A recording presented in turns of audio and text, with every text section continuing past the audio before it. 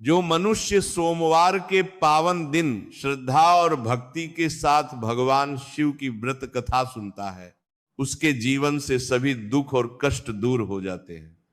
आपने कभी सोचा है कि क्यों कुछ लोगों के पास सब कुछ होते हुए भी शांति नहीं होती और कुछ लोगों के पास कुछ नहीं होता फिर भी वे प्रसन्न रहते हैं? इसका उत्तर छुपा है भगवान भोलेनाथ की भक्ति में। सोमवार का दिन स्वयं भगवान शिव को समर्पित है। इस दिन जो भी सच्चे मन से व्रत रखता है, कथा सुनता है और शिवलिंग पर जल चढ़ाता है, उसकी हर मनोकामना पूर्ण होती है। आज की यह कथा एक ऐसे व्यापारी की है जिसने धन के लालच में अपनी आत्मा को खो दिया था, लेकिन भगवान शिव की कृपा से उसे फिर से जीवन का सही मार्ग मिल गया। ये कहानी हमें सिखाती है कि जीवन में धन से बड़ा धर्म है और भोग से बड़ी भक्ति है। अगर आप भी अपने जीवन में सुख, समृद्धि और शांति चाहते हैं तो इस पावन कथा को अंत तक अवश्य सुने। भगवान शिव की ये कथा आपके जीवन को बदल सकती है। मन को शांत कीजिए और इस दिव्य कथा को पूर्ण एकाग्रता से सुनिए। बहुत समय पहले की बात है। उत्तर भारत में चंद्रपुर नाम का एक समृद्ध नगर हुआ करता था। वह नगर अपनी संस्कृति, व्यापार और धार्मिक स्थलों के लिए दूर दूर तक प्रसिद्ध था। नगर के बीचों बीच एक भव्य शिव मंदिर था जिसकी घंटियां दिन रात गूंजती रहती थी। चंद्रपुर के राजा महाराज विक्रमादित्य बहुत ही न्यायप्रिय और प्रजा पालक थे। वे हर सुबह दरबार लगाते और प्रजा की समस्याएं सुनते। उनके राज्य में कोई भी दुखी नहीं था। हर किसी के घर में अन्न का भंडार था। बाजारों में व्यापार फल फूल रहा था। किसान खुश थे। कारीगर अपने हुनर से सुंदर चीजें बना रहे थे। मंदिरों में घंटियां बजती रहती थीं और रात में आरती की मधुर ध्वनि पूरे नगर में गूंजती थी। चंद्रपुर की गलियों में हर समय रौनक रहती थी। बच्चे खेलते थे। बूढ़े लोग चौपालों पर बैठकर कहानियां सुनाते थे। औरतें कुओं पर पानी भरने जाती और गीत गाती थीं। यह नगर स्वर्ग से कम नहीं था। उसी चंद्रपुर नगर में गोपाल नाम का एक धनी व्यापारी रहता था। गोपाल के पास अपार संपत्ति थी। उसके घर की बात ही निराली थी। उसकी हवेली 3 मंजिला थी जिसमें 50 से ज्यादा कमरे थे। हर कमरे में कीमती फर्नीचर और कालीन बिछे हुए थे। दीवारों पर सोने चांदी के आभूषण सजे थे। आंगन में संगमरमर का फव्वारा था जिसमें हर समय पानी की धाराएं नाचती रहती थीं। गोपाल की सोने चांदी की कई दुकानें थीं। उसके गोदाम में रेशम के कपड़े, मसाले, अनाज और हर प्रकार का व्यापारिक सामान भरा रहता था। वह दूर दूर के देशों से व्यापार करता था। उसके व्यापारिक काफिले हर महीने विदेशों से माल लाते और ले जाते थे। हवेली में 100 से ज्यादा नौकर चाकर थे। कुछ रसोई में काम करते, कुछ घोड़ों की देखभाल करते, कुछ बगीचे की देखभाल करते। घर में हर प्रकार का ऐश्वर्य था, लेकिन इन सब के बावजूद गोपाल का मन कभी संतुष्ट नहीं होता था। उसे हमेशा और अधिक धन कमाने की धुन सवार रहती थी। रात को सोते समय भी वो यही सोचता रहता कि कल कौन सा सौदा करूं जिससे ज्यादा मुनाफा हो। वह इतना व्यस्त रहता था कि अपने बच्चों के साथ भी ठीक से समय नहीं बिता पाता था। उसे धर्म कर्म से कोई मतलब नहीं था। वह कभी मंदिर नहीं जाता था। गरीबों को दान देना तो दूर, वह उन्हें देखकर घृणा करता था। जब कभी कोई भिखारी उसके दरवाजे पर आता तो वह नौकरों को आदेश देता कि उसे भगा दो। गोपाल का मानना था कि गरीब लोग आलसी होते हैं, इसीलिए वे गरीब हैं। उसे लगता था कि मेहनत से ही धन कमाया जा सकता है और भगवान भजन करने से कुछ नहीं होता। गोपाल की पत्नी का नाम शांति था। शांति बहुत ही सुंदर और सुशील महिला थी। उसके लंबे काले बाल थे। उसकी आंखों में एक अलग ही चमक थी। वह हमेशा साफ सुथरे कपड़े पहनती और माथे पर कुमकुम का टीका लगाती। शांति बहुत ही सीधी सादी और धार्मिक महिला थी। वह हर सुबह जल्दी उठती, स्नान करती, फिर घर के मंदिर में पूजा करती। वह तुलसी के पौधे को जल चढ़ाती, दिया जलाती, अगरबत्ती लगाती, भगवान को भोग लगाती। उसके कंठ से निकली भजन की मधुर आवाज पूरे घर में गूंजती रहती। शांति को भगवान शिव में बहुत आस्था थी। वह हर सोमवार को व्रत रखती थी और शिव मंदिर जाकर पूजा करती थी। वह बेलपत्र तोड़ती, दूध और जल लेकर जाती, शिवलिंग को स्नान कराती, फूल चढ़ाती, आरती करती। उसे पूरा विश्वास था कि भगवान शिव उसके परिवार की रक्षा करेंगे। वह अक्सर अपने पति गोपाल से कहती कि आप भी भगवान की पूजा किया कीजिए, मंदिर जाया कीजिए, गरीबों को दान दिया कीजिए। लेकिन गोपाल उसकी बात सुनता तो जरूर था पर मानता नहीं था। वह कहता था कि भगवान से पेट नहीं भरता, धन से भरता है। तुम अपना समय बर्बाद करती हो इन पूजा पाठ में, इससे अच्छा है कि तुम घर का काम देखो। शांति का दिल दुखता था जब उसका पति ऐसी बातें करता, लेकिन वह एक पतिव्रता स्त्री थी। उसने कभी अपने पति का अपमान नहीं किया। वह चुपचाप अपनी पूजा पाठ करती रहती थी और भगवान से प्रार्थना करती थी कि हे प्रभु, मेरे पति की सोच बदल दीजिए, उन्हें सही रास्ता दिखाइए। गोपाल और शांति के 2 बच्चे थे, एक बेटा जिसका नाम रवि था और एक बेटी जिसका नाम कमला था। रवि उम्र में 15 साल का था। वो बहुत ही होनहार और समझदार लड़का था। उसे पढ़ने लिखने में बहुत रुचि थी। वह संस्कृत और गणित की शिक्षा ले रहा था। रवि अपनी मां की तरह बहुत सीधा और नेक था। वह भी अपनी मां के साथ मंदिर जाता और पूजा करता। वह गरीबों को देखकर उन्हें खाना देता। रवि का दिल बहुत साफ था, उसे किसी से द्वेष नहीं था। कमला 10 साल की थी। वह भी बहुत प्यारी और मासूम लड़की थी। उसे गाना गाना और नाचना बहुत पसंद था। वह अपनी मां के साथ रसोई में काम करती, कहानियां सुनती, खेलती कूदती। दोनों बच्चे अपनी मां के बहुत करीब थे। वे अपने पिता से डरते थे क्योंकि गोपाल हमेशा गुस्से में रहता था, लेकिन गोपाल अपने बच्चों से बहुत प्यार करता था, भले ही वह दिखाता नहीं था। वह चाहता था कि उसके बच्चे भी उसी की तरह धनी और सफल बने। वह रवि को व्यापार सिखाना चाहता था। वह उसे अपने साथ दुकान पर ले जाता और कहता कि देख बेटा, यह तरीका है पैसा कमाने का, तुम्हें होशियार बनना होगा, किसी पर विश्वास मत करना। लेकिन रवि को यह सब पसंद नहीं था। वह चाहता था कि वो एक अच्छा इंसान बने, ना कि सिर्फ एक धनी व्यापारी। गोपाल अक्सर अपने बच्चों को डांटता रहता था और कहता था कि यह पूजा पाठ सब बेकार है, तुम्हारी मां गलत रास्ते पर है, तुम्हें उसकी बातों में नहीं आना चाहिए। लेकिन बच्चे अपनी मां की बातें ही मानते थे क्योंकि उन्हें लगता था कि उनकी मां सही है। समय बीतता गया, गोपाल का व्यापार और भी बढ़ता गया, उसकी संपत्ति दोगुनी हो गई। अब वो एक चंद्रपुर का सबसे धनी व्यापारी बन चुका था। राजा दरबार में भी उसकी इज्जत थी। लेकिन गोपाल का घमंड भी बढ़ता गया। वह गरीबों को और भी ज्यादा नीची नजर से देखने लगा। उसे लगने लगा कि वह बहुत महान है और उसके जैसा कोई नहीं है। वह अपने नौकरों से भी बुरा व्यवहार करने लगा। अगर कोई छोटी सी गलती करता तो वह उसे तुरंत निकाल देता। उसके घर में सब लोग डरे रहते थे। केवल उसकी पत्नी शांति ही थी जो उसे प्यार से समझाती रहती थी, लेकिन गोपाल उसकी बातों को नजरअंदाज कर देता था। एक दिन की बात है, गोपाल को एक बहुत बड़ा सौदा मिला। किसी दूसरे शहर के व्यापारी ने उसे संदेश भेजा था कि उसके पास बहुत कीमती रत्न हैं जिन्हें वो बेचना चाहता है। गोपाल को लगा कि यह बहुत बड़ा मौका है। अगर वो ये रत्न खरीद लेगा तो उसे बहुत ज्यादा मुनाफा होगा। उसने तुरंत तैयारी शुरू कर दी। उसने अपने सबसे विश्वास पात्र नौकरों को बुलाया। उसने बैलगाड़ियों में सोने चांदी के सिक्के और कीमती सामान भरवाया। वो इतना उत्साहित था कि रात को ठीक से सो नहीं पाया। सुबह होते ही वह तैयार हो गया। शांति ने उसे नाश्ता दिया और कहा, आप ध्यान से जाइएगा, रास्ता बहुत लंबा है। गोपाल ने लापरवाही से कहा, चिंता मत करो, मैं बहुत जल्दी वापस आऊंगा और इस बार बहुत बड़ा मुनाफा लेकर आऊंगा। शांति ने उससे कहा, चलने से पहले भगवान को प्रणाम कर लीजिए। लेकिन गोपाल ने मना कर दिया और कहा, मेरे पास इतना समय नहीं है। वो जल्दी से घर से निकल गया। शांति का दिल बैठ गया। उसे लगा कि बिना भगवान का नाम लिए यात्रा शुरू करना शुभ नहीं है। उसने मन ही मन भगवान शिव से प्रार्थना की, हे प्रभु, मेरे पति की रक्षा कीजिएगा, उन्हें सही सलामत वापस लाइएगा। गोपाल अपने काफिले के साथ चंद्रपुर से निकल पड़ा। उसके साथ 10 बैलगाड़ियां थीं।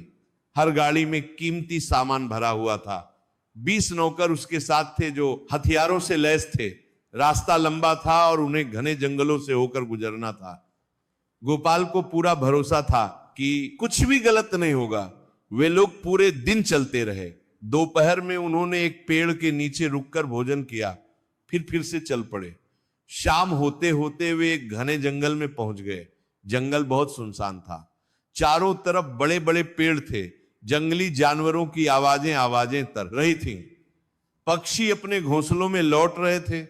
सूरज ढलने लगा था। गोपाल ने सोचा कि अंधेरा होने से पहले जंगल से बाहर निकल जाना चाहिए। उसने नौकरों से कहा, जल्दी चलो, बैलगाड़ियों को तेज करो। लेकिन रास्ता पथरीला और टेढ़ा मेढ़ा था। गाड़ियां तेज नहीं चल पा रही थीं।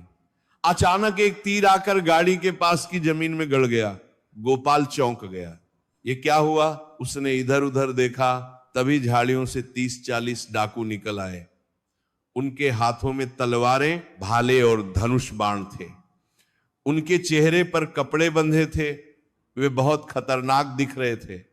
डाकुओं ने सभी बैलगाड़ियों को घेर लिया।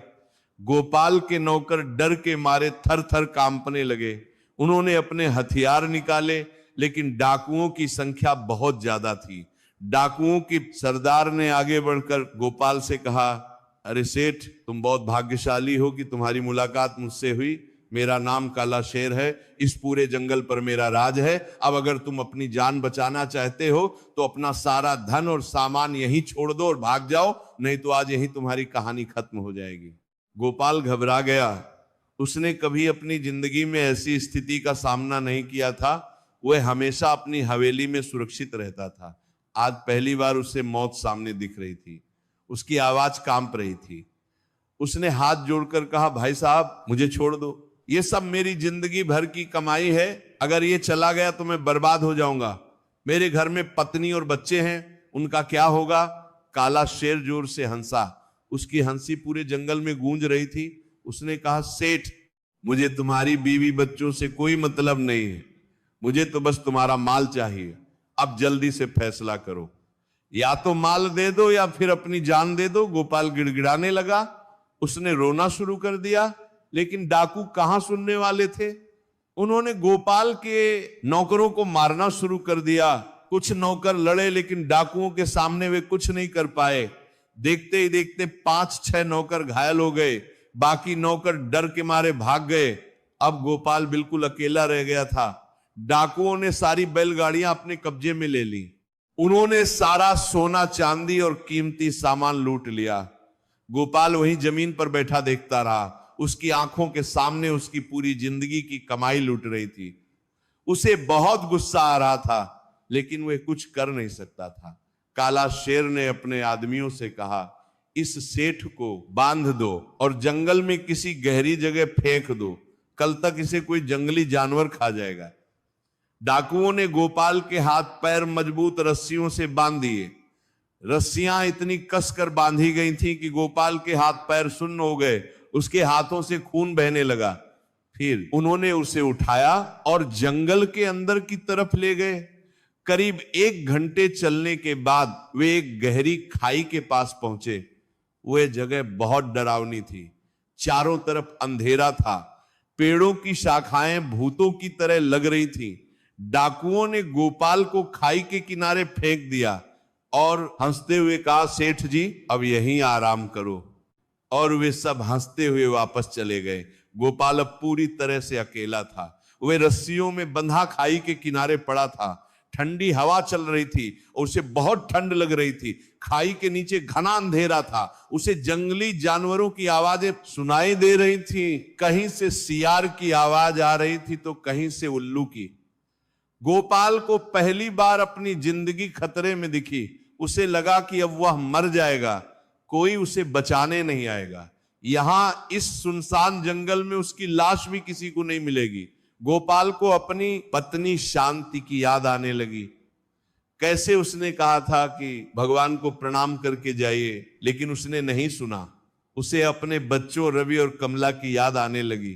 क्या वह उन्हें फिर कभी देख पाएगा? उसकी आंखों में आंसू आ गए। वह फूट फूट कर रोने लगा। उसे एहसास हुआ कि उसने अपनी पूरी जिंदगी गलत चीजों के पीछे बर्बाद की। उसने धन को सब कुछ समझा और परिवार को नजरअंदाज किया। सीखो, ऐप डाउनलोड करो, स्टेप्स थी गोपाल ठंड से कांप रहा था। उसके शरीर का हर हिस्सा दर्द कर रहा था। रस्सियों के निशान उसकी कलाइयों पर गहरे हो गए थे। वो रोते रोते अचानक कहने लगा, हे भगवान, अगर तुम सच में हो तो मेरी मदद करो। मैं जानता हूं मैंने बहुत पाप किए हैं, मैंने कभी तुम्हें नहीं माना, मैंने गरीबों को दुत्कारा, लेकिन अगर आज तुमने मेरी जान बचा ली तो मैं वचन देता हूं कि मैं अपनी पूरी जिंदगी बदल दूंगा। मैं तुम्हारी भक्ति करूंगा, गरीबों की मदद करूंगा, मुझे बस एक मौका दे दो। गोपाल इतना बोल पाया था कि उसकी आवाज गले में अटक गई। वो बेहोश हो गया। कुछ घंटे बीत गए। अचानक गोपाल को लगा कि कोई उसके माथे पर हाथ फेर रहा है। उसे एक मीठी खुशबू महसूस हुई। उसने धीरे से अपनी आंखें खोली। उसने देखा कि एक बूढ़ा साधु उसके पास बैठा है। साधु के हाथ में एक छोटा सा दिया था जो हल्की रोशनी दे रहा था। साधु बहुत शांत दिख रहा था। उसके चेहरे पर एक अजीब सा तेज था। उसकी लंबी सफेद दाढ़ी थी और माथे पर तिलक लगा था। साधु ने मुस्कुराते हुए कहा, उठो बेटा, तुम यहां इस हालत में क्यों पड़े हो? गोपाल को यकीन नहीं हो रहा था। इस सुनसान जंगल में इतनी रात को यह साधु कहां से आ गया?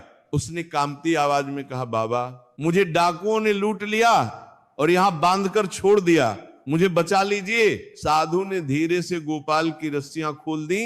गोपाल के हाथ पैर आजाद हो गए। उसने दर्द से कराहते हुए अपने हाथ पैर हिलाए। खून का संचार वापस शुरू हुआ। साधु ने अपनी झोली से थोड़ा सा पानी निकाला और गोपाल को पिलाया। गोपाल ने पानी पिया तो उसे बहुत राहत मिली। उसने साधु के पैर पकड़ लिए और रोते हुए कहा, बाबा, आपने मेरी जान बचा ली, आप भगवान हैं। साधु ने कहा, मैं कोई भगवान नहीं हूं बेटा, मैं तो सिर्फ एक साधारण साधु हूं जो इस जंगल में रहता है। भगवान तो वह हैं जिन्होंने मुझे तुम्हारे पास भेजा, उन्होंने तुम्हारी पुकार सुन ली।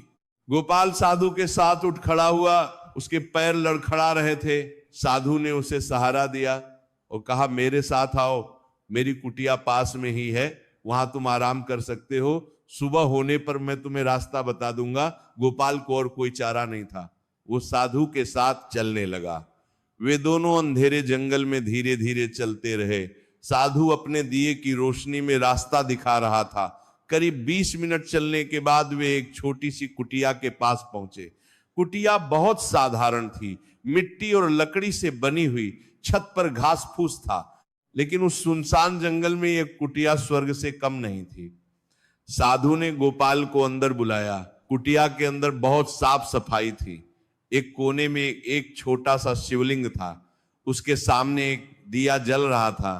अगरबत्ती की खुशबू पूरी कुटिया में फैली हुई थी। दूसरे कोने में एक टूटी हुई चटाई थी। साधु ने गोपाल को बैठने को कहा। फिर उसने अपनी झोली से कुछ फल निकाले और गोपाल को दिए। गोपाल भूखा प्यासा था। उसने जल्दी से फल खा लिए। साधु ने उसे पानी दिया। गोपाल ने पानी पिया और थोड़ा बेहतर महसूस किया। साधु मुस्कुराते हुए बोले, बेटा, तुम बहुत धनी आदमी लगते हो। तुम्हारे कपड़े और आभूषण बता रहे हैं कि तुम किसी बड़े घर से हो। गोपाल ने कहा, हाँ बाबा, मैं चंद्रपुर का गोपाल हूं। मैं वहां का सबसे बड़ा व्यापारी हूं। मेरे पास बहुत संपत्ति है, लेकिन आज मुझे लगा कि सब बेकार है। मेरा सारा धन डाकुओं ने लूट लिया। अब मेरे पास कुछ नहीं बचा। साधु ने गंभीर होकर कहा, सब कुछ होते हुए भी तुम्हारे पास कुछ नहीं है बेटा। तुमने धन तो कमा लिया, लेकिन धर्म नहीं कमाया। गोपाल को साधु की बात समझ नहीं आई। उसने पूछा, बाबा, इसका क्या मतलब है? धन और धर्म में क्या फर्क है? साधु ने समझाना शुरू किया, बेटा, धन तो माया है, ये आज है कल नहीं।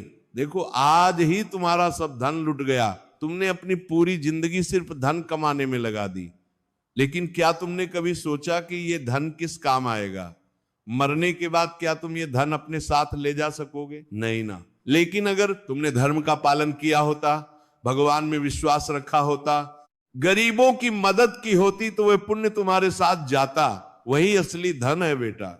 गोपाल को पहली बार ऐसी बातें सुनने को मिल रही थी। उसने कभी इस तरह सोचा ही नहीं था। उसने साधु से पूछा, बाबा, लेकिन भगवान में विश्वास करने से क्या होगा? क्या भगवान सच में है? मैंने तो कभी उन्हें देखा नहीं। साधु ने मुस्कुराते हुए कहा, बेटा हवा को भी तो तुमने नहीं देखा, लेकिन वह है ना, तुम उसे महसूस करते हो। वैसे ही भगवान भी हैं, तुम उन्हें देख नहीं सकते लेकिन महसूस कर सकते हो। जब तुम मुसीबत में थे तब तुमने किसे पुकारा? भगवान को ना, और देखो मैं आ गया तुम्हें बचाने। ये भगवान का ही चमत्कार है। गोपाल को लगा कि साधु सही कह रहा है। उसने अपने आप को बहुत बुरा महसूस किया। उसने साधु से पूछा, बाबा अब मैं क्या करूं? मेरा सब कुछ चूस किया। उसने साधु से पूछा, बाबा अब मैं क्या करूं? मेरा सब कुछ लुट गया है। मैं अपने परिवार को क्या मुंह दिखाऊंगा? मेरी पत्नी और बच्चे मेरा इंतजार कर रहे होंगे। साधु ने उसे सांत्वना देते हुए कहा, चिंता मत करो बेटा, जो हो गया सो हो गया, अब तुम्हें आगे देखना है। भगवान शिव बहुत दयालु हैं। कल सोमवार का दिन है, तुम मेरे साथ व्रत रखो और शिव जी की पूजा करो। मैं तुम्हें विश्वास दिलाता हूं कि तुम्हारे सारे कष्ट दूर हो जाएंगे। गोपाल ने एक पल सोचा। उसने पहले कभी व्रत नहीं रखा था, उसने कभी भगवान की पूजा नहीं की थी, लेकिन अब उसके पास और कोई रास्ता नहीं था। उसने सोचा कि शायद साधु सही कह रहा है। उसने हामी भर दी और कहा, ठीक है बाबा, मैं कल व्रत रखूंगा और भगवान शिव की पूजा करूंगा। कृपया आप मुझे बताइए कि मुझे क्या करना होगा। अगली सुबह गोपाल जल्दी उठा। साधु ने उसे पास की एक छोटी सी नदी में ले जाकर स्नान कराया। पानी बहुत ठंडा था, लेकिन गोपाल ने बर्दाश्त किया। स्नान के बाद उसे बहुत तरोताजा महसूस हुआ। साधु ने उसे साफ कपड़े दिए, फिर वे दोनों कुटिया में लौट आए। साधु ने गोपाल को सिखाया कि कैसे शिवलिंग पर जल चढ़ाना है। गोपाल ने एक कलश में जल भरा, साधु ने उसे बेलपत्र दिए, फिर उन्होंने मिलकर शिवलिंग पर जल चढ़ाया, बेलपत्र चढ़ाए, फूल चढ़ाए, अगरबत्ती जलाई। साधु ने गोपाल को ओम नमः शिवाय मंत्र सिखाया। गोपाल ने अपनी आंखें बंद की और मंत्र का जाप शुरू किया। ओम नमः शिवाय, ओम नमः शिवाय, ओम नमः शिवाय। पूजा करते समय गोपाल को एक अजीब सी शांति महसूस हुई। उसका मन हल्का हो गया। उसे लगा जैसे उसके सारे बोझ उतर गए हों। उसकी आंखों में आंसू आ गए, वो भावुक हो गए। पूजा खत्म होने के बाद साधु ने उसे बताया कि आज पूरे दिन व्रत रखना है, कुछ भी खाना नहीं है, केवल पानी पी सकते हो, शाम को फल खाकर व्रत खोलना है। गोपाल ने कहा, ठीक है बाबा, मैं आपकी हर बात मानूंगा। पूरा दिन गोपाल साधु के साथ रहा। साधु ने उसे बहुत सी बातें सिखाई। उन्होंने बताया कि असली धन तो मन की शांति है। जिसके पास भगवान का नाम है उसके पास सब कुछ है। साधु ने कहा, बेटा तुम्हारे पास बहुत धन था, लेकिन क्या तुम खुश थे? गोपाल ने सोचा और कहा, नहीं बाबा, मैं कभी खुश नहीं था। मुझे हमेशा और ज्यादा पैसे की चिंता रहती थी। मुझे अपने परिवार के लिए भी समय नहीं था। साधु ने कहा, यही तो समस्या है। तुम धन के पीछे इतने भाग रहे थे कि तुमने अपनी जिंदगी को जीना ही भूल गया। तुमने अपने बच्चों के साथ खेलने का समय नहीं निकाला। तुमने अपनी पत्नी की बातें नहीं सुनी। तुमने गरीबों की मदद नहीं की। तुमने भगवान को भूल गए।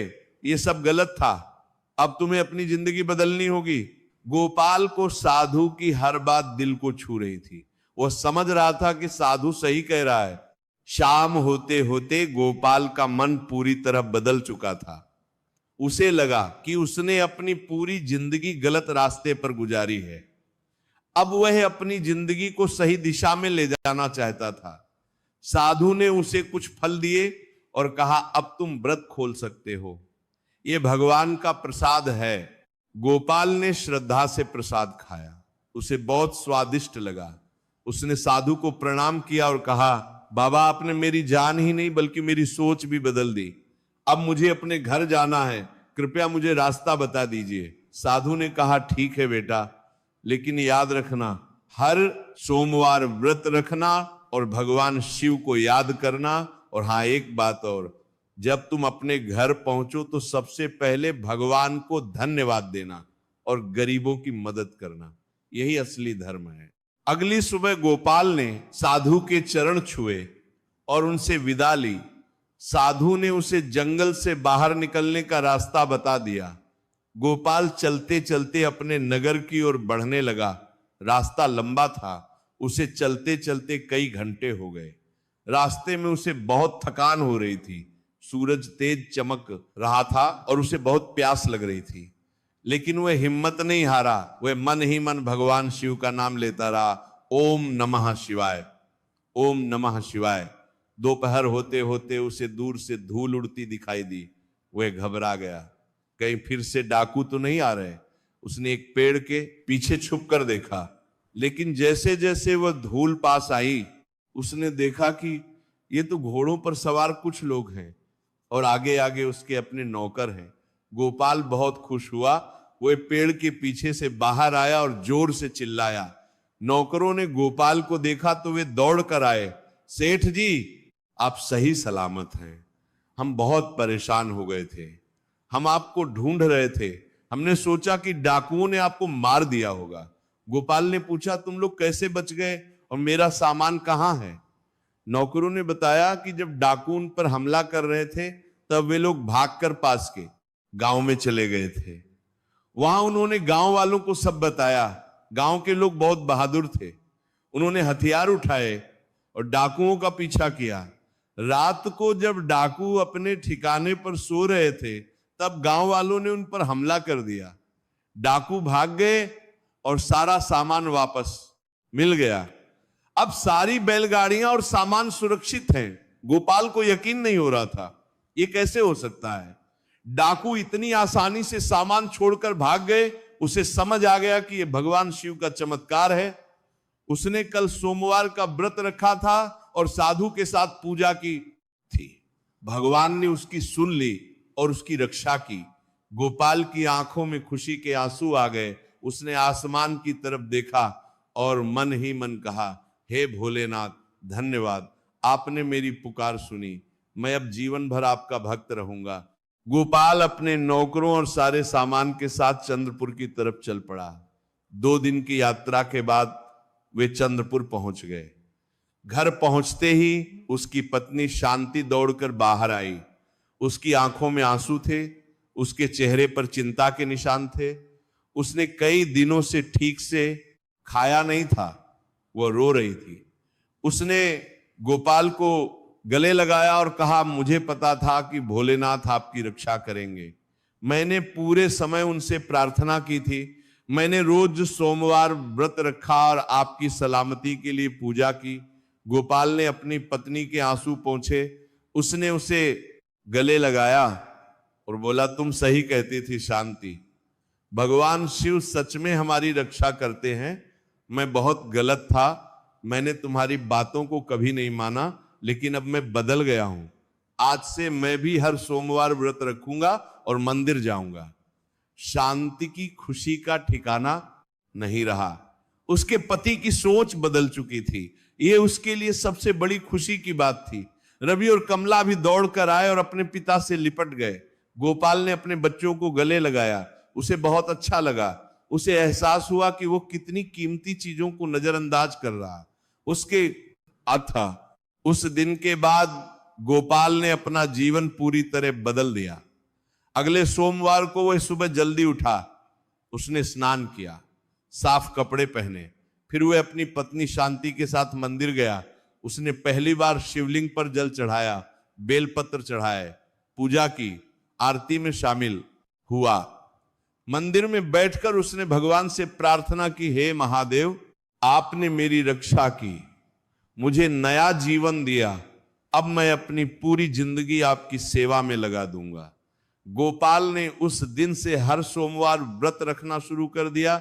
वह मंदिर जाने लगा, गरीबों की मदद करने लगा। जब भी कोई भिखारी उसके दरवाजे पर आता वो उसे खाना और पैसे देता। उसने अपने व्यापार में भी ईमानदारी अपनाई। वो किसी को धोखा नहीं देता था। उसके व्यापार में पहले से भी ज्यादा बरकत होने लगी। लोग उससे खुश रहने लगे। उसकी ख्याति दूर दूर तक फैल गई। लेकिन अब उसे धन का घमंड नहीं था। वो समझ चुका था कि सब कुछ भगवान की कृपा से है। वह अपने परिवार के साथ भी ज्यादा समय बिताने लगा।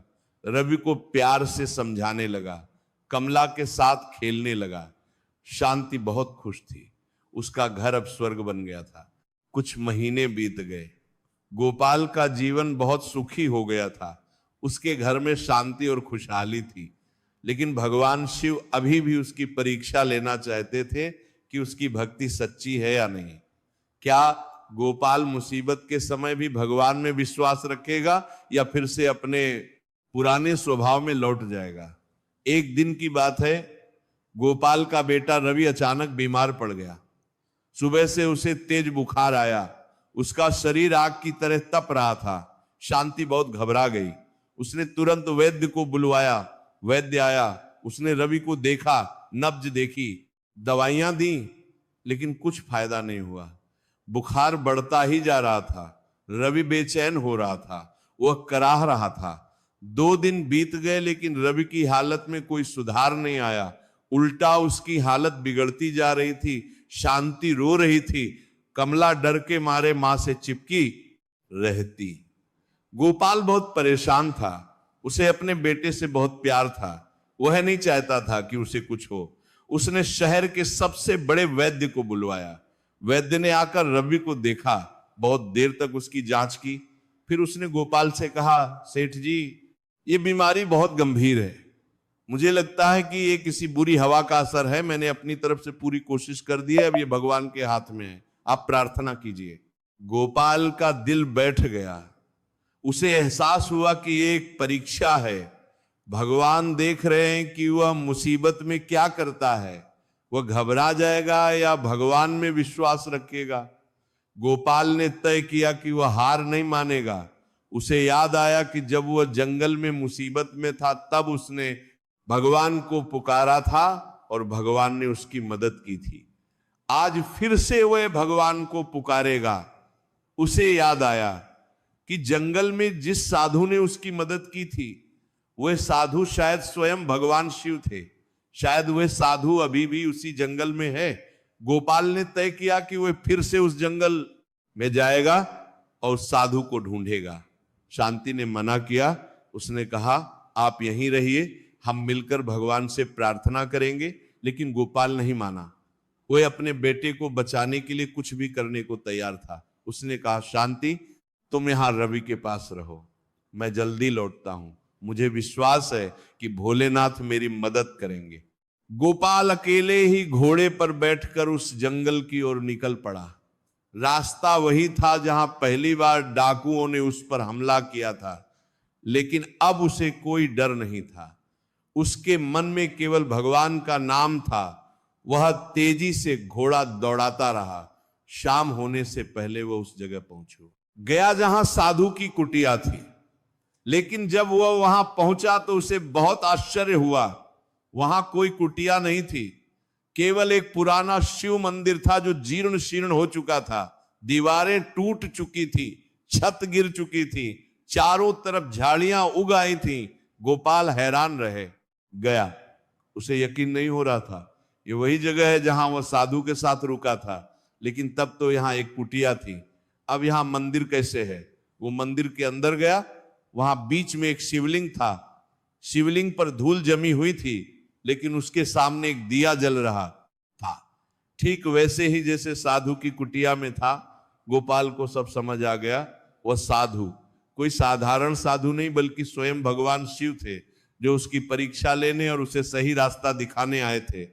यह मंदिर ही वह जगह है जहां भगवान रहते हैं। गोपाल की आंखों में आंसू आ गए, वह शिवलिंग के सामने गिर पड़ा। उसने माथा टेका और फूट फूट कर रोने लगा, हे प्रभु मैं आपको पहचान नहीं सका, आप मेरे पास साधु बनकर आए थे, आपने मेरी जान बचाई, मुझे सही रास्ता दिखाया, मैंने अपनी जिंदगी बदल ली। लेकिन अब मेरा बेटा मुसीबत में है, कृपया उसे बचा लीजिए। मैं वचन देता हूं कि मैं जीवन भर आपकी सेवा करूंगा, इस पुराने मंदिर को फिर से बनवाऊंगा, गरीबों की और ज्यादा मदद करूंगा, बस मेरे बेटे को बचा लीजिए। गोपाल पूरी रात वहीं मंदिर में बैठा रहा। वो बार बार भगवान से प्रार्थना कर रहा था, ओम नमः शिवाय का जाप कर रहा था। रात बहुत ठंडी थी, लेकिन उसे कुछ महसूस नहीं हो रहा था। उसका पूरा ध्यान भगवान में लगा था। सुबह होते ही उसने पास के झरने से जल लाया, शिवलिंग की सफाई की, फिर उस पर जल चढ़ाया। उसने पास के पेड़ से बेलपत्र तोड़े और शिवलिंग पर चढ़ाए, फिर वो वापस घर की ओर चल पड़ा। घर पहुंचते ही उसने देखा कि उसकी पत्नी दरवाजे पर खड़ी मुस्कुरा रही है। उसके चेहरे पर खुशी थी। शांति ने बताया कि रात को अचानक रब्बी का बुखार उतर गया। सुबह होते होते वो बिल्कुल ठीक हो गया। अब वो खेल रहा है। गोपाल समझ गया कि ये भगवान शिव की कृपा है। उसने अपने बेटे को देखने के लिए अंदर गया। रब्बी बिस्तर पर बैठा खेल रहा था। उसके चेहरे पर रंग वापस आ गया था। वह बिल्कुल स्वस्थ दिख रहा था। गोपाल ने अपने बेटे को गले लगाया। फिर उसने आसमान की तरफ देखा और भगवान को धन्यवाद दिया। हे भोलेनाथ, आपकी कृपा अपार है। आपने मेरे बेटे को बचा लिया। मैं जीवन भर आपका आभारी रहूंगा। उस दिन के बाद गोपाल और भी गहरी भक्ति करने लगा। उसने उस पुराने जंगल वाले मंदिर का जीर्णोद्धार करवाया। उसने अपनी संपत्ति का एक बड़ा हिस्सा लगाकर एक भव्य शिव मंदिर बनवाया। मंदिर में संगमरमर लगवाया, सोने की परत चढ़वाई, एक विशाल शिवलिंग स्थापित करवाया, मंदिर के चारों तरफ बगीचा लगवाया, एक बड़ा सा सरोवर बनवाया जहां लोग स्नान कर सके। वहां पुजारी रखे जो रोज पूजा करे। हर सोमवार को वहां भंडारा होने लगा। गरीबों को भोजन मिलने लगा। गोपाल की कीर्ति दूर दूर तक फैल गई। लोग उसे धर्मात्मा कहने लगे। दूर दूर से लोग उस मंदिर में आने लगे। गोपाल हर सोमवार वहां जाता और पूजा करता। वह गरीबों को खाना परोसता, बीमारों की मदद करता, अनाथों को आश्रय देता। लेकिन गोपाल को इस बात का कोई घमंड नहीं था। वह जानता था कि सब कुछ भगवान शिव की कृपा है। उसका परिवार भी बहुत खुश था। रब्बी और कमला बड़े होने लगे। वे भी अपने पिता की तरह भक्ति करने लगे। शांति की खुशी का कोई ठिकाना नहीं था। उसका सपना पूरा हो गया था। कुछ साल बीत गए। चंद्रपुर नगर में सब कुछ ठीक चल रहा था। लेकिन एक दिन अचानक एक बहुत बड़ी समस्या आई। नगर में भयंकर सूखा पड़ गया। पिछले कई महीनों से बारिश नहीं हुई थी। कुएं सूखने लगे, तालाब सूखने लगे, नदियों में पानी कम होने लगा, खेती बर्बाद होने लगी। किसान परेशान हो गए। लोग पानी के लिए तरसने लगे। सब्जियां और अनाज महंगे हो गए। गरीब लोग भूखे रहने लगे। अकाल पड़ने की नौबत आने लगी। राजा विक्रमादित्य बहुत चिंतित थे। उन्होंने अपने दरबार में सभा बुलाई। सभी मंत्री, पंडित और विद्वान लोग इकट्ठे हुए। सबने अपनी अपनी राय दी। किसी ने कहा कि हमें दूसरे राज्यों से पानी मंगवाना चाहिए। किसी ने कहा कि हमें नए कुएं खोदने चाहिए। लेकिन कोई भी उपाय काम नहीं आ रहा था। तभी एक बूढ़े पंडित ने कहा, महाराज, ये प्रकृति का कोप है। हमने किसी तरह से प्रकृति को नाराज कर दिया है। हमें भगवान शिव से प्रार्थना करनी चाहिए। अगर पूरे नगर के लोग मिलकर रुद्राभिषेक करें और सोमवार का व्रत रखें तो शायद भगवान प्रसन्न हो जाए और बारिश हो जाए। राजा को यह बात सही लगी। उन्होंने तुरंत घोषणा करवा दी कि अगले सोमवार को पूरे चंद्रपुर नगर में महारुद्राभिषेक होगा। सभी लोग व्रत रखेंगे और शिव मंदिर में पूजा करेंगे। जब गोपाल ने यह सुना तो वह सबसे आगे आया। उसने कहा, महाराज, मैं इस पूजा का सारा खर्च उठाऊंगा। मैं चाहता हूं कि हर घर में पूजा हो, हर मंदिर में आरती हो, हर गरीब को भोजन मिले। राजा बहुत खुश हुए। उन्होंने गोपाल को आशीर्वाद दिया। गोपाल ने तुरंत तैयारी शुरू कर दी। उसने अपनी पूरी संपत्ति लगा दी। उसने हर घर में पूजा का सामान भिजवाया। फूल, बेलपत्र, धूप, दीप, फल, सब कुछ। गरीबों को नए कपड़े दिए। हर मंदिर को सजाया। बड़े बड़े कलश भरवाए। दूध, दही, शहद, घी सबका इंतजाम किया। पूरे नगर में एक अलग ही उत्साह था। सोमवार का दिन आया। पूरे चंद्रपुर नगर में एक अलग ही माहौल था। हर घर से ओम नमः शिवाय का जाप सुनाई दे रहा था। मंदिरों में घंटियां बज रही थी। धूप अगरबत्ती की खुशबू पूरे नगर में फैली हुई थी। राजा से लेकर रंक तक सब लोग व्रत रखे हुए थे। सब लोग शिवलिंग पर जल चढ़ा रहे थे। गोपाल और उसका पूरा परिवार भी मुख्य मंदिर में था। शांति ने पूरी श्रद्धा से पूजा की। रवि और कमला ने भी पूजा में हिस्सा लिया। गोपाल ने खुद रुद्राभिषेक किया। उसने हजारों लीटर जल, दूध और दही से शिवलिंग का अभिषेक किया। उसने लाखों बेलपत्र चढ़ाए। उसने भगवान से प्रार्थना की, हे महादेव, ये नगर आपका है, यहाँ के लोग आपके भक्त हैं, कृपया इन्हें सजा मत दीजिए। बारिश भेजिए जिससे सबकी प्यास बुझे, खेत हरे हों, लोग खुश रहें। पूरे दिन पूजा चलती रही। शाम होते होते पूजा समाप्त हो गई। लोग थक गए थे, लेकिन उनके चेहरे पर संतोष था। सबने मिलकर महादेव की आरती की। पूरा नगर हर हर महादेव के नारों से गूंज उठा। रात होने लगी। लोग अपने घरों को लौटने लगे। गोपाल भी अपने परिवार के साथ घर लौट रहा था। तभी अचानक आसमान में बादल छाने लगे। ठंडी हवा चलने लगी। बिजली चमकी, बादल गरजे। गोपाल ने आसमान की तरफ देखा। काले बादल तेजी से इकट्ठे हो रहे थे। लोग खुशी से चिल्लाने लगे, देखो बादल आ गए, बारिश होने वाली है। देखते ही देखते मूसलाधार बारिश शुरू हो गई। ऐसी बारिश जो महीनों से नहीं हुई थी। पानी की मोटी मोटी बूंदें जमीन पर गिर रही थी। लोग खुशी से नाचने लगे। बच्चे बारिश में भीगने लगे। औरतें अपने घरों की छतों पर आकर खुशी से गीत गाने लगीं। किसान अपने खेतों में दौड़ गए। सूखे कुएं भरने लगे। तालाबों में पानी आने लगा। नदियों में धारा तेज हो गई। पूरा चंद्रपुर नगर खुशी से झूम उठा। सब लोग हर हर महादेव के नारे लगाने लगे। जय भोलेनाथ की जयकार हर तरफ सुनाई देने लगी।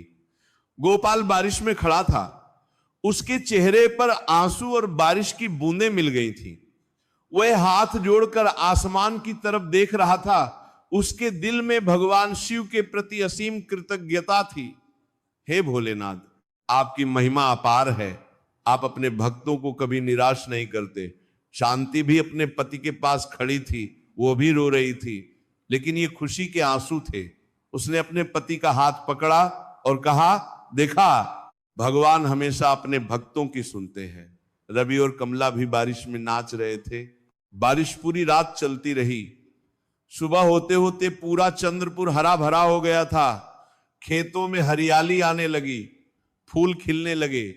पक्षी चहचहाने लगे। पूरा नगर फिर से जीवित हो उठा। अगले दिन राजा विक्रमादित्य ने दरबार में गोपाल को बुलाया। पूरा दरबार भरा हुआ था। राजा ने गोपाल को सम्मानित किया। राजा ने कहा, गोपाल, तुमने अपनी संपत्ति लगाकर पूरे नगर की भलाई की। तुम सच्चे भक्त हो। तुमने हमें दिखाया कि भगवान शिव की भक्ति में कितनी शक्ति है। भगवान ने तुम्हारी प्रार्थना सुनी है। आज से तुम मेरे राज्य के राजगुरु होगे।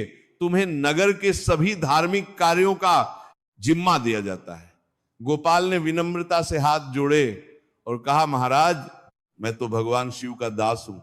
ये सब उनकी कृपा है।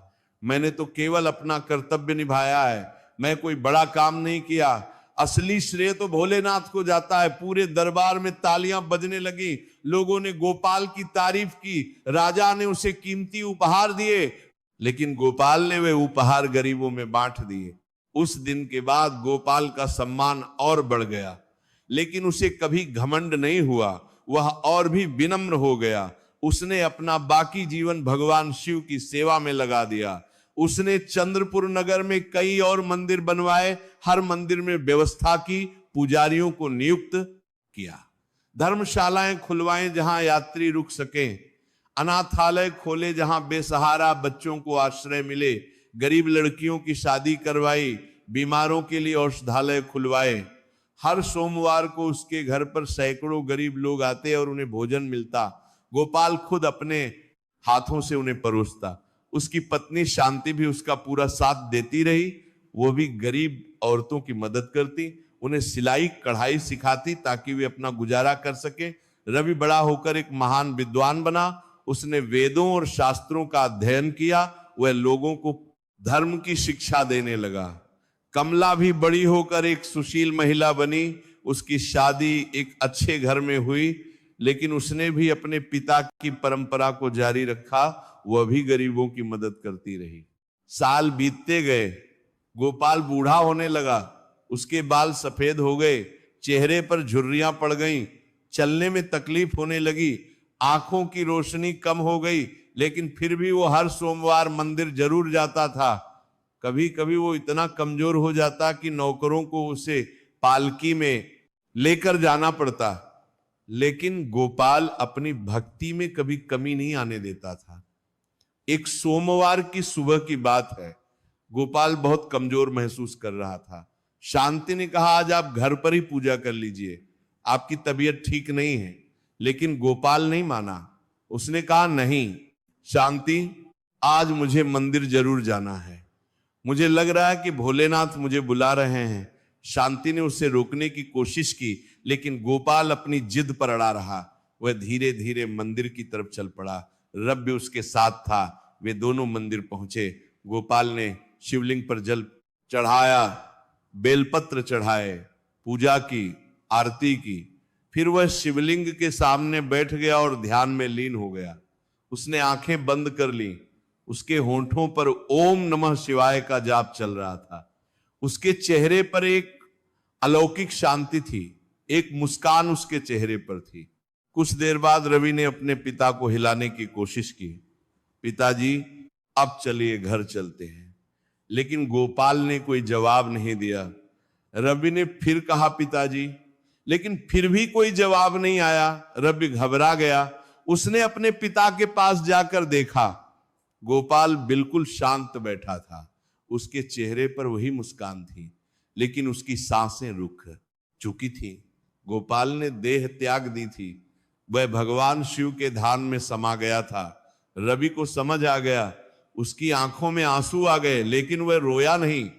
उसे पता था कि उसके पिता भगवान शिव के धाम में हैं। उसने अपनी मां को बुलवाया। शांति दौड़ी दौड़ी आई। जब उसने अपने पति को देखा तो वो समझ गई कि क्या हुआ है। उसने अपने पति के माथे को छुआ, वो ठंडा था। शांति ने रोना शुरू कर दिया, लेकिन ये दुख के आंसू नहीं थे। ये एक अजीब सी भावना थी। उसे दुख भी था और खुशी भी। उसे दुख था कि उसका साथी अब उसके साथ नहीं रहा, लेकिन उसे खुशी थी कि उसके पति ने इतना पुण्य कमाया था, वह भगवान की भक्ति करते करते गया था। इससे अच्छी मृत्यु और क्या हो सकती है। पूरे चंद्रपुर नगर में शोक की लहर दौड़ गई। जब लोगों को पता चला कि गोपाल नहीं रहा तो हजारों लोग मंदिर में इकट्ठे हो गए। राजा विक्रमादित्य खुद आए। उन्होंने कहा गोपाल एक महान आत्मा था, उसने अपना पूरा जीवन धर्म और भक्ति में बिताया। उसने हमें सिखाया कि असली धन भगवान की भक्ति है। वह हमेशा हमारे दिलों में रहेगा। लोग रो रहे थे, गरीब लोग रो रहे थे जिनकी गोपाल ने मदद की थी।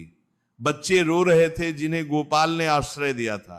गोपाल का अंतिम संस्कार बड़ी धूमधाम से हुआ।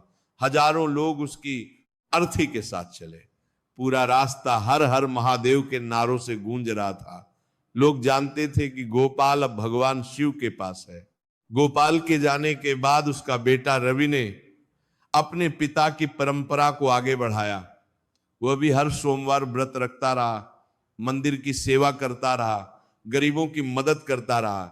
उसने अपने पिता द्वारा बनाए गए सभी मंदिरों और धर्मशालाओं की देखभाल की। शांति भी अपना बाकी जीवन भगवान की भक्ति में बिताया। वो रोज मंदिर जाती, पूजा करती, गरीब औरतों की मदद करती। कमला और उसका परिवार भी इस परंपरा को जारी रखा। गोपाल के पोते और पड़पोते भी इसी रास्ते पर चले। आज कई पीढ़ियां बीत चुकी हैं, लेकिन गोपाल की कहानी आज भी चंद्रपुर नगर में सुनाई जाती है। वह मंदिर जो गोपाल ने जंगल में बनवाया था आज भी खड़ा है। आज भी वहां हर सोमवार को हजारों लोग आते हैं, पूजा करते हैं, व्रत रखते हैं और अपनी मनोकामनाएं मांगते हैं। लोग कहते हैं कि उस मंदिर में आज भी गोपाल की आत्मा विचरती है। जो भी सच्चे मन से वहां जाता है उसकी मनोकामना पूरी हो जाती है। गोपाल का परिवार आज भी चंद्रपुर में रहता है। वे आज भी गरीबों की मदद करते हैं, मंदिरों की सेवा करते हैं, हर सोमवार व्रत रखते हैं। उनके घर में कभी किसी चीज की कमी नहीं आई। हमेशा सुख समृद्धि रही, हमेशा शांति रही। ये सब भगवान शिव की कृपा थी। ये थी गोपाल और सोमवार व्रत की पावन कथा। इस दिव्य कथा से हमें कई महत्वपूर्ण शिक्षाएं मिलती हैं जो हमारे जीवन को बदल सकती हैं। आइए इन शिक्षाओं को समझें और अपने जीवन में उतारें। पहली और सबसे महत्वपूर्ण शिक्षा यह है कि धन से बड़ा धर्म है। गोपाल के पास अपार संपत्ति थी, वो चंद्रपुर का सबसे धनी व्यापारी था, उसके पास हवेली थी, नौकर चाकर थे, सोने चांदी की दुकानें थीं, लेकिन इन सब के बावजूद वो खुश नहीं था। उसे हमेशा और ज्यादा पैसे की चिंता रहती थी, उसका मन कभी शांत नहीं रहता था। लेकिन जब उसने भगवान शिव की भक्ति शुरू की तो उसे सच्ची शांति मिली। उसे एहसास हुआ कि असली धन तो मन की शांति है। जिसके पास भगवान का नाम है उसके पास सब कुछ है। इसलिए हमें केवल धन के पीछे नहीं भागना चाहिए, हमें धर्म का भी पालन करना चाहिए, हमें भगवान में विश्वास रखना चाहिए। दूसरी महत्वपूर्ण शिक्षा यह है कि भगवान शिव बहुत दयालु हैं, वे अपने भक्तों की हर मुसीबत में मदद करते हैं। गोपाल जब जंगल में डाकुओं से घिर गया था तब उसने भगवान को पुकारा और देखिए भगवान खुद साधु का रूप धारण करके उसकी मदद करने आ गए। जब गोपाल का बेटा बीमार था तब भी भगवान ने उसकी प्रार्थना सुनी और उसके बेटे को बचा लिया। जब पूरे चंद्रपुर नगर में सूखा पड़ा था तब भी भगवान ने अपने भक्तों की पुकार सुनी और बारिश भेज दी।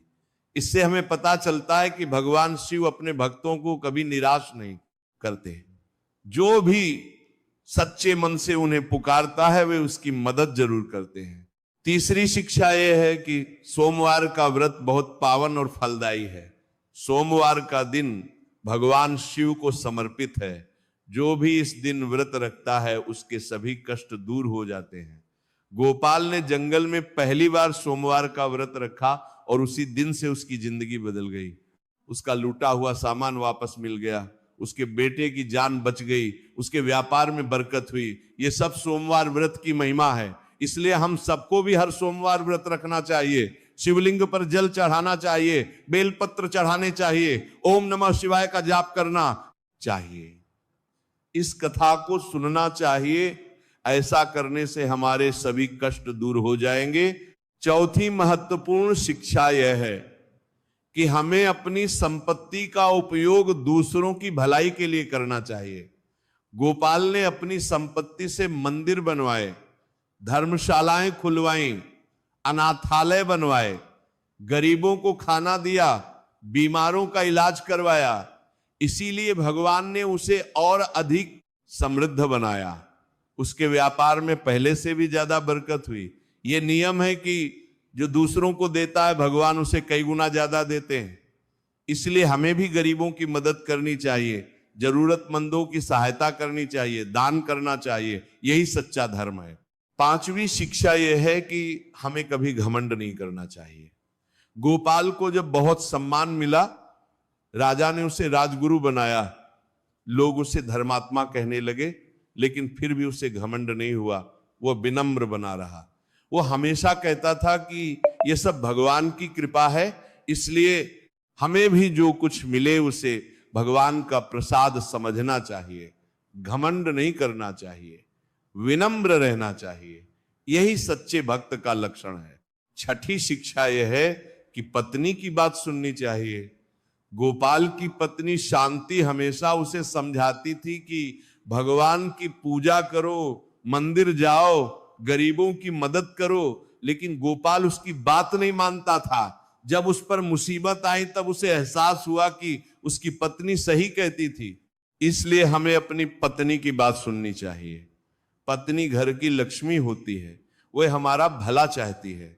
सातवीं शिक्षा यह है कि परिवार के साथ समय बिताना चाहिए। गोपाल हमेशा काम में व्यस्त रहता था, उसे अपने बच्चों के लिए समय नहीं था। लेकिन जब उसकी सोच बदली तो उसने अपने बच्चों के साथ समय बिताना शुरू किया। उसने देखा कि यही असली खुशी है। इसीलिए हमें भी अपने परिवार के साथ समय बिताना चाहिए, बच्चों के साथ खेलना चाहिए, उनकी बातें सुननी चाहिए, उन्हें प्यार देना चाहिए। आठवीं शिक्षा यह है कि मुसीबत में भगवान को याद करना चाहिए। गोपाल जब जंगल में मुसीबत में फंसा तो उसने भगवान को पुकारा और भगवान ने उसकी मदद की। इसलिए हमें भी जब कभी कोई समस्या आए तो भगवान को याद करना चाहिए, उनसे प्रार्थना करनी चाहिए, वे जरूर हमारी मदद करेंगे। 9वीं शिक्षा यह है कि परंपराओं को आगे बढ़ाना चाहिए। गोपाल ने जो परंपरा शुरू की उसे उसके बेटे रवि ने आगे बढ़ाया, फिर उसके पोते और पड़पोते ने भी उसे जारी रखा। आज भी वो परंपरा चल रही है, इसलिए हमें भी अपने बुजुर्गों की अच्छी परंपराओं को आगे बढ़ाना चाहिए। अपने बच्चों को धर्म सिखाना चाहिए, उन्हें भगवान की भक्ति करना सिखाना चाहिए। 10वीं और अंतिम शिक्षा यह है कि जीवन नश्वर है लेकिन पुण्य अमर है। गोपाल की मृत्यु हुई लेकिन उसके पुण्य कर्म आज भी जीवित हैं। लोग आज भी उसे याद करते हैं, उसके बनाए मंदिर आज भी खड़े हैं। इसलिए हमें भी अच्छे कर्म करने चाहिए, पुण्य कमाना चाहिए, यही हमारे साथ जाएगा। अगर आप भी सोमवार का व्रत रखना चाहते हैं तो ये विधि बहुत सरल है।